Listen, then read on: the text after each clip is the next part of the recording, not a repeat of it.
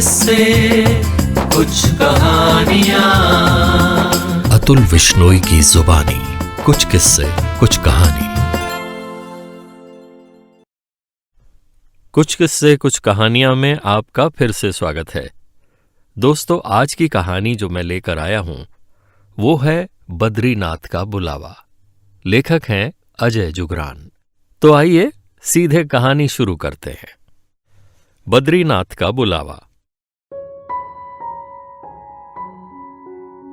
हमारी प्यारी doctor kitty मामी के प्यारे हम उम्र किस्सा गो बस्सी मामा, मामी के उनको मामा मामा बुलाए जाने पर और रिश्ते से उम्र में कहीं छोटा दिखने पर हमारी पीढ़ी के भी मुंह बोले मामा बन गए। उस शाम बेमौसम बरसात के चलते जब वो हमारे बीच फंसे तो हमारे बार बार कहानी सुनाओ कहने पर वो यूं बोले, लो सुनो, मेरे पिताजी उम्र के 8 दशक पार थोड़ा कमजोर हो देहरादून में बीमार चल रहे थे और मैं ऋषिकेश काम पर था। माँ का फोन आया, कहने लगी, घर आजा बेटा, मुझे चिंता हो रही है। तुम्हारे पिताजी बार बार कह रहे हैं इंद्रू जी उन्हें बद्रीनाथ यात्रा पर ले जाने आ रहे हैं। वो ये कह चुप हो गए तो हमारी ममेरी बहन मामी डिन्नी ने पूछा, आगे क्या हुआ मामा? वे बोले, मैंने माँ से कहा पिताजी तो नाम मात्र के आस्तिक हैं, जरूर कोई सपना देख रहे होंगे। इंद्रू ताऊ जी को गए तो 30 साल से ऊपर हो गए, पर तू चिंता मत कर माँ, मैं घर पहुंचता हूं 1-2 घंटे में, तू अपना भी ख्याल रख, प्रणाम। माँ बोली, सुन बेटा, मैं बिल्कुल ठीक हूं, तू जल्दबाजी मत करना, कष्ट के समय ध्यान भटकता है, दुर्घटना का भय रहता है, तो धीरे धीरे सावधानी से आना है चिरंजीव। ये कह बस्सी मामा ने 2 घूंट चाय सुड़की तो डिन्नी बोली, और फिर डिन्नी माँ तो माँ थी, खुद 75 पार भी वो पिताजी और हम सब की अथक सेवादार थी।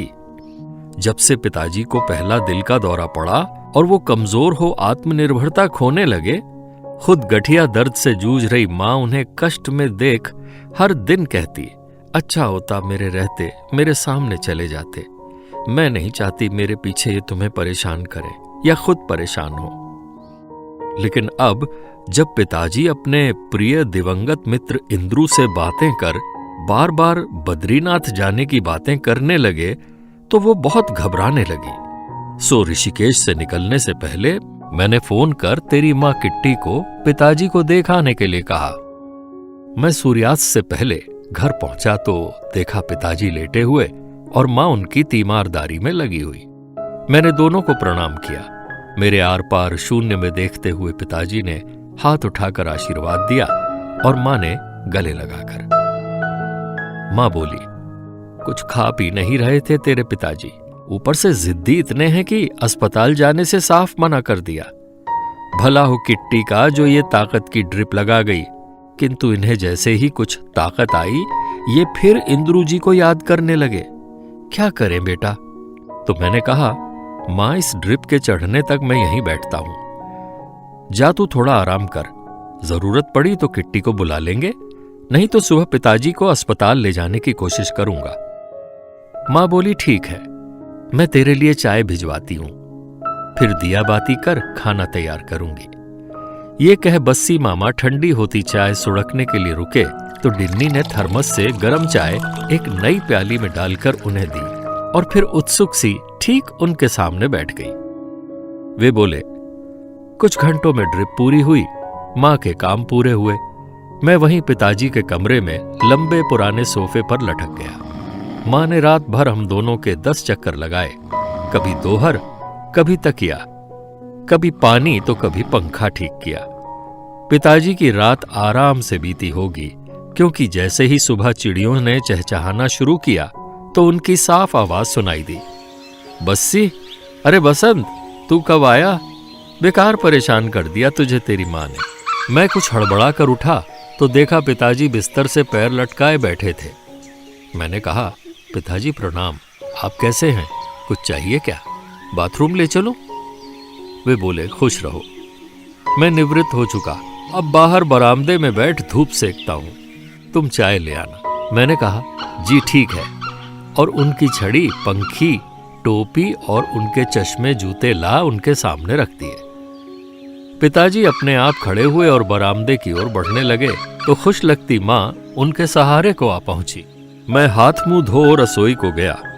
माँ पिताजी को बरामदे में उनकी आराम कुर्सी में बैठाकर मुझे चाय पत्ती चीनी के डिब्बे निकाल और तुलसी के धुले साफ पत्ते देने रसोई पहुंची। थोड़ी देर बाद मैं 3 प्याली चाय ट्रे में लेकर पहुंचा। माँ ने पिताजी को चाय उनके हाथों पकड़ाई।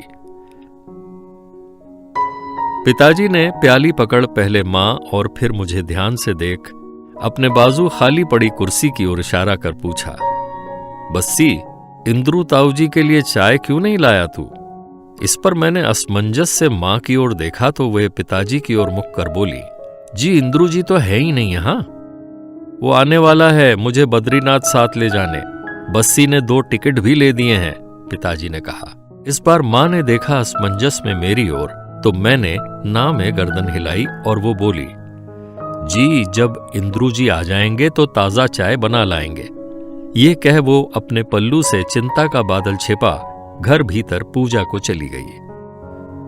ठीक है, पिताजी ने एक लंबी सांस छोड़ते हुए कहा और अपना बायां हाथ खोलकर मेरी ओर बढ़ाया। मैंने उनका वो हाथ अपने हाथ में लिया तो लगा जैसे उनका अनियंत्रित दिल उनकी हथेली पर कुलांचे मार रहा हो। वे कांपने लगे और उनके माथे पसीना फूटा। उनसे निकलता एक विचित्र स्पंदन मेरे सर से पांव तक दौड़ गया। मेरे पितृ प्रेम के सभी अनकहे शब्द पिघल आंसू बन उमड़े। मेरे मुख से अनायास ही निकला, माँ माँ माँ पिताजी, गंगा जल, माँ माँ पिताजी। और माँ के दौड़ लौटते कदमों की आवाज आई। मैं इंद्रू के साथ बद्रीनाथ जा रहा हूं बेटा, तुम माँ का ख्याल रखना। ये कह वो कुर्सी से उठने को हुए और फिर एक लंबी उल्टी सांस ले माँ के हाथों में उसे देखते देखते हमेशा हमेशा के लिए इंद्रू के पास चले गए। कुछ देर रुक बस्सी मामा ने आगे कहा, पिताजी की 13वीं से ठीक एक दिन पहले डाक से एक लिफाफा आया। उस पर पिताजी की सुंदर लिखावट में मेरा नाम पता लिखा था। मैंने कांपते हाथों से उसे खोल देखा तो पाया प्रसाद, तुलसी की माला, इलायची के दाने और मौली बद्रीनाथ मंदिर के एक सुंदर चित्र के साथ।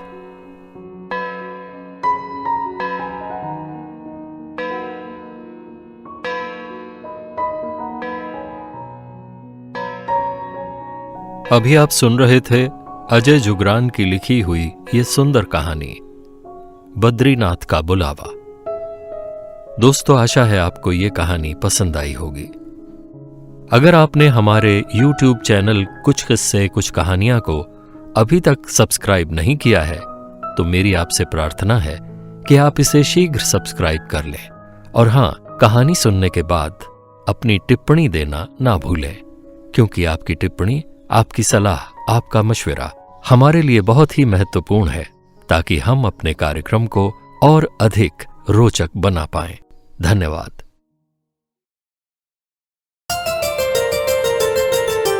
कुछ किस्से कुछ कहानियां, अतुल विश्नोई की जुबानी। कुछ किस्से कुछ कहानी।